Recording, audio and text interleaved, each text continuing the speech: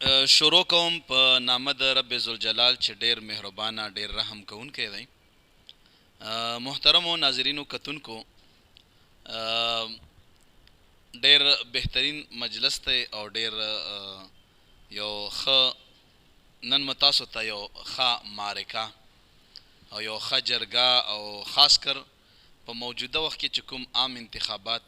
وشول د پنجاب په سطح باندې او په هغې کې تحریک انصاف ډیر شی بلا شی سیټونه واخیستل. د هغې په هکله باندې به نن په دې تبصره کې موږ سره یو موجود یو لوی شخصیت موجود یو داسې شخصیت چې هغه د دنیایي او دینی علومو سره سره په سیاسي امورو باندې باخبر یو ګران محترم د موږ ملګری جناب علامه فیروز شاه صاحب عرف شاه صاحب هغه تشریف فرما دی. هغه نه به مونږ په دې موجوده حالاتو باندې خبرې ورسره کوو او ټول ناول زه تاسو ته شاه صاحب په خیر حالی وایم. په خیر حالی جی، السلام علیکم، ستړي مه شئ، الله پاک مار وخت راوله. شاه صاحب نن به د ناظرینو ته د سکرین په شیشه باندې یو څو د موجوده انتخاباتو چې پرون کوم انتخابات شوي دي او په هغې کې ګټه تحریک انصاف ترلاسه کړې ده، د هغې په هکله باندې تاسو نه مونږ دا یو سوال درته کیدو چې ناظرین هم پې خبر شي چې دا تحریک انصاف حکومت کلین سویف وکړو، تقریبا په 20 کې 15 سیټونه په خپل نوم باندې کړل. دې ته تاسو په کوم نظر باندې ګورئ او د دې به په عام انتخاباتو باندې څه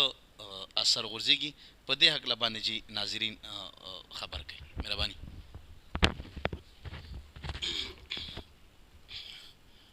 جی بسم الله الرحمن الرحیم. د ټولو نه اول خو زه ستاسو ډېره شکریه ادا کوم مولانا صاحب چې زما غوندې یو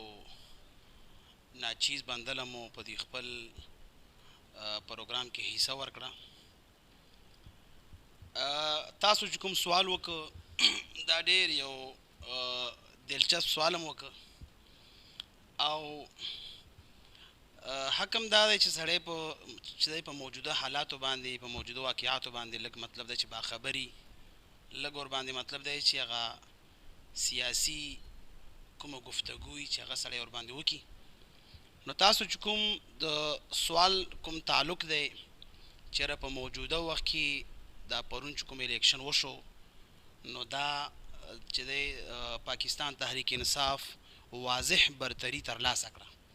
نو آیا دې ته تاسو په کوم نظر ګورئ؟ دا خو علامه صاحب د پنجاب خلکو دا خبره ثابته کړه چې دا سیټونه او دا کوم عوامي دا مینډیټ چې و دا مینډیټ چې و دا د خانو، دا نه د چې د جهانګیر ترینو نه د علیم خانو نه د بل چاو. په 2018 عام انتخاباتو کې هم چې دی دوی چې کوم هغه کامیابي ترلاسه کړې وه نو هغه یې د خان په نوم باندې ترلاسه کړې وه او اوس هم چې کوم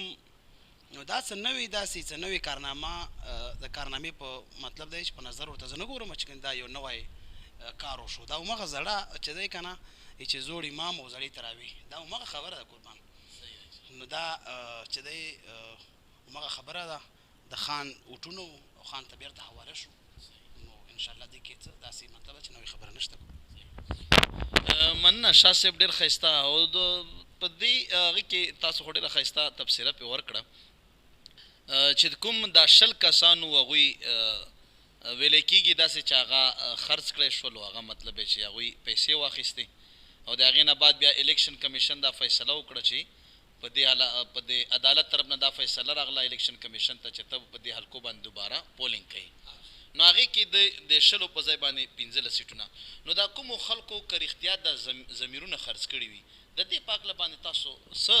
فکر لرئ چې دا ضمیر خرڅېدل یا ووټ په پیسو اخیستل یا پیسو چاته ورکول دا څنګه خبره ده جی؟ جی علامه صاحب دا خو تاسو ډېر یو ښایسته کوېسچن وکړه. دا کوېسچن چې دی دا د پنجاب سره تعلق نه بلکې دا زموږ د حلقې د حلقه این تریالي سره هم تعلق ساتي چې هلته هم دا ضمیرونه چې دی خرڅګي. نو دا چې کوم مطلب دی چې ضمیرونه دي خرڅېدل دي دا خو د شریعت په حوالې سره هم ناروا دي او دا په ملک کې او په علاقه کې یو غلط تاثر پیدا کوي او هغه داسې چې اوس یو غریب نه غریب سړی به وي نن سبا خو هر سړی ډېر زیات ضرورتمند دی هغه ته به دا کاندیډیټ په هغه وخت سره 15,000 یا 10,000 روپۍ چې دی په لاس کې وروغورځوي خو سبا همدغه عوام همدغه ووټر چې دی دا د خپل لیډر نه یا که منتخب شوی ام پی ای ام ان ای نه د هیڅ شي مطالبه نشي کړی